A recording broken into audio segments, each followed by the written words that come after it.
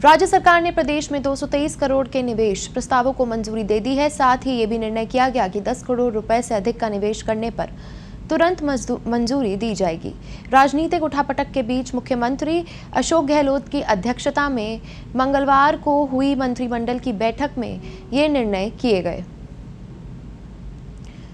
बैठक में गोदरेज एग्रोवेट लिमिटेड को बूंदी जिले के उलेरा गांव में पशु फीड विनिर्माण इकाई स्थापित करने के लिए विशेष सुविधा पैकेज प्रदान करने के प्रस्ताव को मंजूरी दी गई। इस परियोजना में 2 चरणों में करीब 132 करोड़ रुपए का निवेश किया जाएगा।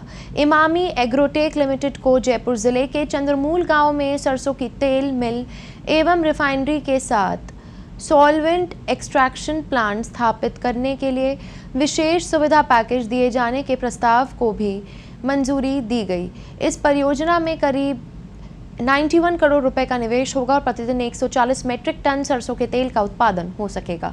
राजस्थान के 13 जिलों को पीने और सिंचाई के लिए जल उपलब्ध कराने की महत्वाकांक्षी पूर्वी राजस्थान नहर परियोजना को राष्ट्रीय परियोजना का दर्जा दिलवाने के लिए भारत सरकार को भेजे जाने वाले प्रस्ताव का अनुमोदन किया गया। परियोजना की लागत करीब 37,000 करोड़ है।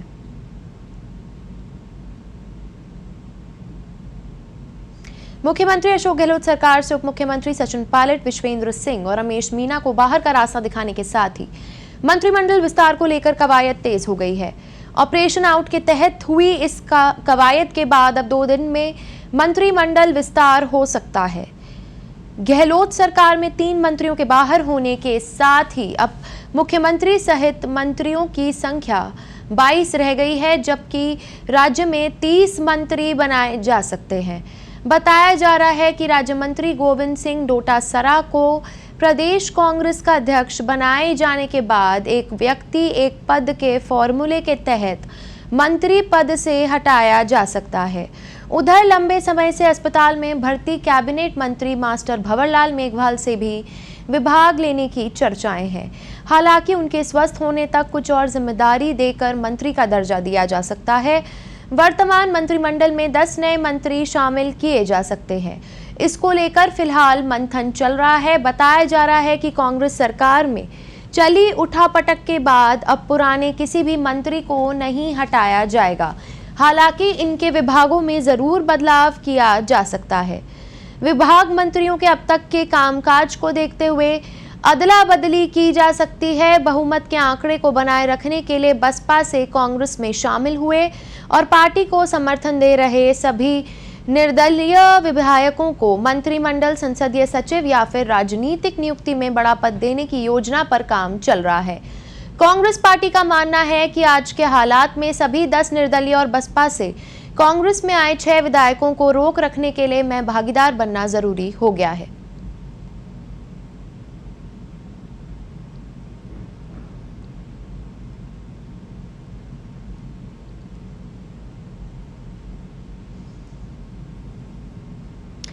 जी फिरोज, मंत्रिमंडल विस्तार और राज्य में निवेश के ऊपर जो कुछ हो रहा है उस पर विस्तार से बताइए।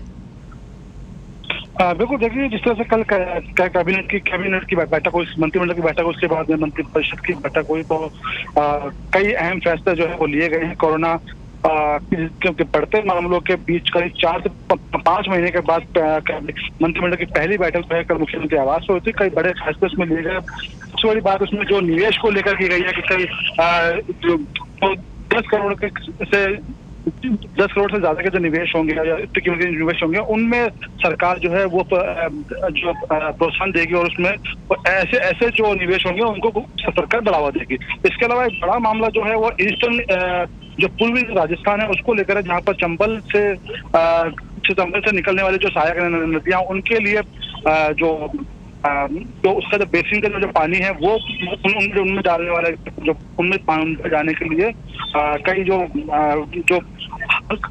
प्रस्तावों का जो है अनुमोदन भी किया गया है। और बात करें मंत्रिमंडल विस्तार की, तो फिलहाल सबकी निगाहें जो है वो कल के जो उस फैसले पर लगी है जिस पर जो पूर्व जो मुख्यमंत्री हैं सचिन पायलट, वो अपना कल क्या डिसीजन लेते हैं उसके बाद में मंत्रिमंडल का फैसला जो है वो राजस्थान में वो खासतौर कई चेहरे जो है उसमें शामिल किए जाएंगे। क्योंकि अभी मंत्रिमंडल के अंदर नौ जो सदस्य हैं उनका इनका स्थान जो है वो रिक्त हो चुका है और इसी को भरने की कवायद जो है शुरू होगी। कई चेहरे दौड़ में हैं, शामिल हैं, कई कई युवा और कई जो अनुभव चेहरे हैं उनको मंत्रिमंडल में देखने को मिलेंगे। सामूहिक इस्तीफे जैसी बात भी जो है फिलहाल भी सामने नहीं आई है, लेकिन माना जा रहा है कि मंत्रिमंडल की जब तारीख अभी जब तय होगी उस दिन मुख्यमंत्री सभी मंत्री से सामूहिक इस्तीफे लेंगे और मंत्रिमंडल एक बार बड़ा एक जो फेरबदल जो है वो हमको देखने को मिलेगा। कई निर्दलीय और कई युवा चेहरों को जो है जो पार्लियामेंट सेक्रेटरी किसी पोस्ट से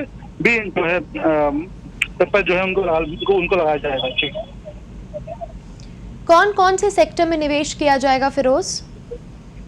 देखिए एक बड़े फैसले इसमें शामिल है कि सरसों कई ऐसी निजी बड़ी कंपनियां हैं जो यहाँ पर निवेश करना चाह रही हैं। उन खासतौर पे एक कंपनी है जो कि सरसों के उत्पादन से सरसों का जो तेल होता है उसके उत्पादन से जुड़ी हुई कंपनी है। उसको कहीं जो है उनको निवेश उनके प्रस्ताव पर सरकार ने अनुमोदन किया है और जल्द ही उनको जो है जहाँ वो प्लांट लगाना चाह रहे हैं उनको प्लांट की जमीन भी सरकार देने जा रही है। तो काफी उससे जो बड़ी बात यह है कि जो जहाँ पर इसका तेल निकालने का जो मशीनरी लगेगी, प्लांट लगेगा, वहाँ पर कई जो स्थानीय जो लोग हैं उनको भी जो है रोजगार के अवसर मिलेंगे। कहीं ना कहीं एक खास तौर पर जो जिस तरह से बढ़ती बेरोजगारी है उस पर भी कहीं ना कहीं एक जो बाहरी कंपनियां हैं उनको राजस्थान में लाकर निवेश के जरिए राजस्थान के जो स्थानीय जो लोग हैं उनको रोजगार देने की भी एक कोशिश के तौर पर इसको देखा जा रहा है। जी, क्या बाहर की कंपनियां भी सामने आई हैं फिरोज? हाँ बिल्कुल, देखिए कई कंपनियां कई जो कंपनियां हैं जो राजस्थान के अंदर निवेश करने में इच्छुक है। और अगर बात करें कोरोना से पहले भी कई कंपनियों के जो प्रतिनिधि है वो मुख्यमंत्री से मिले थे और बाकायदा उन्होंने यहाँ निवेश करने की इच्छा भी जताई थी।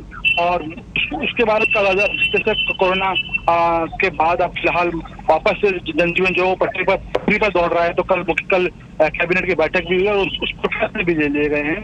लेकिन अभी फिलहाल और भी निवेश की जो कंपनियां हैं जो यहाँ निवेश करना चाहती है वो भी राजस्थान में आने की इच्छुक है। कि पहला जो सवाल यही है, पहला जो प्राथमिकता वो यही है कि एक बार कोरोना से सरकार अच्छी तरह निपट ले, उसके बाद में जो भी निवेश के लिए और जो कंपनियां बड़ी कंपनियां जो हैं खासतौर पर जो आना चाह रही हैं उनको सरकार और प्रोत्साहित करने का काम करेगी। कौन कौन से जिलों में निवेश की बात सामने आ रही है फिरोज? देखिए हम बात करें तो खास तौर पर जो पूर्वी राजस्थान के कई जिले हैं, इसके अलावा जयपुर जिले में भी जो है जयपुर जिले में एक गांव है जहां पर वो सरसों का प्लांट जो है वो लगने वाला है। जहाँ सरसों का प्लांट जो है वो लगने वाला है और कल उसका अनुमोदन भी हुआ है। खासतौर की हम बात करें तो और जमीन जो है कि एक जमीन भी जो है वो उसके लिए सरकार ने जमीन देने के लिए सरकार ने अनुमोदन कर दिया है और जल्द ही वहां पर जो फैक्ट्री जो है वो लग जाएगी। ठीक, पहले भी फिरोज ऐसे प्रयास किए गए थे पर उनका असर नहीं दिखा था। देखिए जहाँ तक बात करें कंपनियों की तो निवेश के लिए पहले भी अगर हम बात करें पूर्ववर्ती जो वसुंधरा सरकार है उसके समय के अंदर भी जो है बाहरी कंपनियों को राजस्थान में लाने के लिए सदर राजस्थान जैसे बड़े कदम जो है सरकार ने उठाए थे और करोड़ों रुपए निवेश करने के लिए लोगों को प्रोत्साहित भी किया था।